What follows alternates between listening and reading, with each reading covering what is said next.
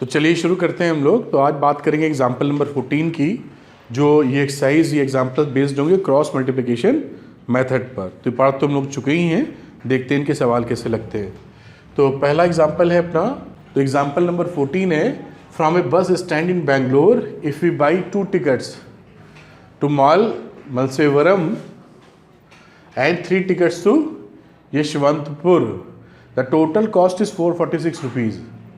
But if we buy 3 tickets to Malleshwaram and 5 tickets to Yeshwantpur, the total cost is rupees 74. Find the fares from the bus stand to Malleshwaram and to Yeshwantpur. तो ये जो इस पूरे chapter में जो हम लोग equation find कर बनाते हैं वो तो प्रोसेस सेम ही है, निकालने का तरीका फ़र्क है केवल।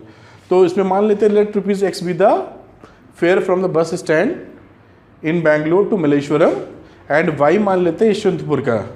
तो अब यहाँ पर बोलना था कि 2 टिकट मल्लेश्वरम का है तो 2 into x और plus 3 into y according to the question, और इसकी वैल्यू कितनी बेटा 46 दे रखी। अब कहता है 3 टिकट है मल्लेश्वरम के और x से मल्टीप्लाई कर दिया, और यशवंतपुर के कितने 5 टिकट हैं, इसकी वैल्यू हो जाती है 74। अब यहाँ पे दिख रहा है कि कुछ अगर कॉमन ले सकते हो तो कॉमन ले लो, कुछ नहीं हुआ तो 2x + 3y - 46 = 0 और 3x + 5y - 74 = 0। इस तरीके से पहले लिख लीजिए। अब हम इसमें क्रॉस मल्टीप्लिकेशन मेथड यूज़ करेंगे। तो क्रॉस मल्टीप्लिकेशन मेथड यूज़ करने का तरीका आपको याद होगा कि हम लोग क्या करते हैं, पहले x लिख लेते हैं, फिर y ऐसे लिख लेते हैं ना, x लिख लेते हैं ऐसे, y लिख लेते हैं और 1 लिख लेते हैं, अपॉन में चलते हैं, यहाँ भी 1 अपॉन कर लो। तो यहाँ अपॉन में चलते हैं तो जो x वाले को क्लोज डाउन कर लेते हैं, छुपा लेते हैं, y वाले कोफिशिएंट को 74 से मल्टीप्लाई करेंगे। तो 3 × 74 यहीं पे लिखा हुआ देखिए, 3 × -74। तो 3 × -74 इधर लिख देंगे, 3 × -74, फिर माइनस का साइन बीच में आएगा और इसके कोफिशिएंट को अगले -46 को 5 से मल्टीप्लाई कर देंगे। -46 × 5 -46 × 5। इसी तरीके से जब y पे आएंगे तो y को क्लोज कर लेंगे, कांस्टेंट वाले से मल्टीप्लाई कर दीजिए, -46 × 3। ये देखिए, तो पहला हो गया -46 × 3 माइनस 2 × -74, तो 2 × -74 कर दीजिए। इस तरीके से जब कांस्टेंट वाले में आएंगे तो 2 × 5 एंड 3 × 3, 2 × 5 3 × 3, ये वैल्यू आ गई। अब इसको मल्टीप्लाई कर लीजिए और देखते हैं क्या वैल्यू बनती है। तो ये देखिए यहाँ पर ये मल्टीप्लाई जो ये मैंने लिखा था छोटा छोटा, वही यहाँ पर बड़ा बड़ा देखिए लिख दिया गया सारी वैल्यूज़ ना। तो इसको मैं हटा देता हूँ जो मैंने लिखा था, जिससे देखने में असुविधा ना हो। तो ये वैल्यू हमारे ऊपर वाली आ गई। अब इसमें से मल्टीप्लाई करके लिख दिया, देखिए 3 × -74 -222, इसी तरह बाकी वैल्यूज़ फीड कर दी। इसको एडजस्ट किया, 8 आ गया, ये एडजस्ट हुई 10 आ गई, और ये हुई विकास 1 आ गई। अब यहाँ पे ये जो सेट बना, अगर x की वैल्यू लेनी है तो पहले और लास्ट वाले को साथ में ले लो।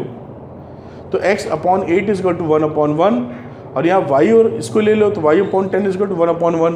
तो x की वैल्यू 8 आ गई और y की वैल्यू 10 आ गई। तो आंसर आ गया 8 रुपये बेंगलोर टू मल्लेश्वरम, और यशवंतपुर के लिए 10 रुपये का टिकट है। तो ये एग्जामिनेशन में अगर ये लिखा नहीं है कि किस मेथड से आपको करना है, तो इस टोटली अप टू यू कि आप कौन सा मेथड पसंद करते हैं, और लगा दीजिए, काम खत्म हो जाएगा। ठीक है, तो ये क्रॉस मल्टीप्लिकेशन कैसे लग सकता है, इसका एक एग्जाम्पल था। अगला भी एग्जाम्पल नंबर 15 है, उसको भी देखते हैं हम लोग।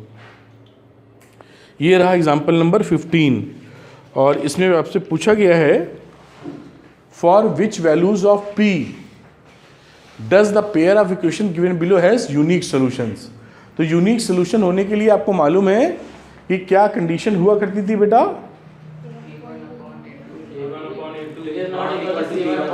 जी आपको ये मालूम था कि a1 अपॉन a2, अगर ये कंडीशन हो, ये क्रॉस मल्टीप्लाई करके लिख लो, a1 b2 - b1 a2 must not be equal to 0। इसको क्रॉस मल्टीप्लाई कर दिया, a1 b2, इसको क्रॉस मल्टीप्लाई b1 a2, और इसको इधर ले गए तो A1 B2 minus B1 A2 must not be equal to 0। अगर ये कंडीशन है तो हम ये कह पाएंगे कि यूनिक सोल्यूशन है। क्या हम इससे एग्री करते हैं? बिल्कुल एग्री करते हैं। तो पहला वाला A1 देखना है यहाँ पर, तो A1 हो गया 4 बेटा, देखो है ना रोहित, और B1 कितना हो गया? P हो गया। A2 की बात करो बेटा 2, और B2 की बात करो 2। अब साथ में A1 इंटू B2 यानी 4 into 2 minus 2 into B must not be is equal to 0। ये 0 के बराबर नहीं होना चाहिए। 2P इधर ले लो, तो 2P is not equal to 8, तो P is not equal to 4। बस P की वैल्यू 4 नहीं रहे, इसके अलावा कोई भी वैल्यू हो उसके लिए क्या दे देगा? Unique solution. तो P must not be equal to 4 और P can have any value except 4।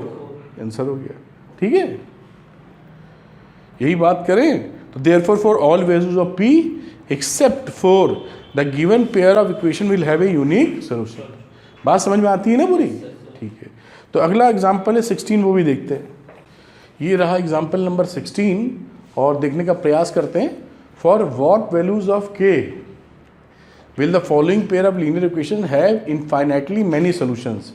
तो इनफाइनाइटली मैनी सॉल्यूशंस के लिए हमारा A1 A2 B1 B2 C1 C2 proportionate होना चाहिए। यही तो पढ़ा था। अगर इनफाइनाइटली मैनी सॉल्यूशन है तो इस तरीके का ओवरलैपिंग लाइन मिलनी चाहिए, तो इनफाइनाइट मैनी सॉल्यूशन मिलेगा। तो यहाँ पर K/12 must be equal to 3/K must be equal to minus K minus 3/, ये होना चाहिए। क्या बोलते हो बेटा?